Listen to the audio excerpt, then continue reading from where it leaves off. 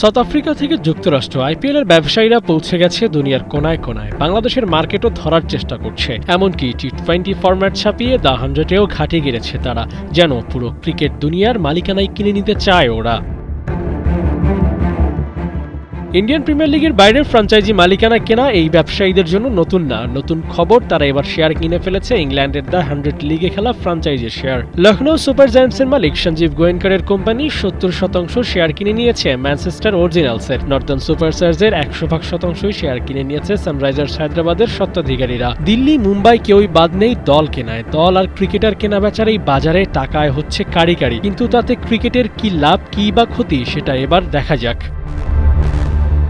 টাকার জোরে এখন ভারতীয়দের কাছে কুক্ষিগত ক্রিকেট, যার প্রমাণ মেলে ইন্ডিয়ান প্রিমিয়ার লিগ চলাকালে, কারণ ওই সময় বন্ধ থাকে প্রায় সব ধরনের আন্তর্জাতিক ম্যাচ। এমন ঘটনাও তো ঘটেছে, বিশ্বকাপের প্রস্তুতি নিতে চেয়ে আইপিএল থেকে প্লেয়ার ফেরাতে চেয়েছেন কোচ, কিন্তু ভারতের ভয়ে সাউথ আফ্রিকান ক্রিকেটারদের ফেরাতে সাহস করেনি ক্রিকেট বোর্ড। এছাড়াও বেশিরভাগ বোর্ড আইপিএল এর বাজারে নিজেদের প্লেয়ারদের ছেড়ে দেয় মোটা অঙ্কের অর্থের মোহে পড়ে। অনেক ক্রিকেটার তো আবার কেবল ফ্র্যাঞ্চাইজ ক্রিকেটের ওয়ার্কলোড ম্যানেজ করতে পারেন না বলে অসময় নিয়ে নেন আন্তর্জাতিক ক্রিকেট থেকে অবসরও।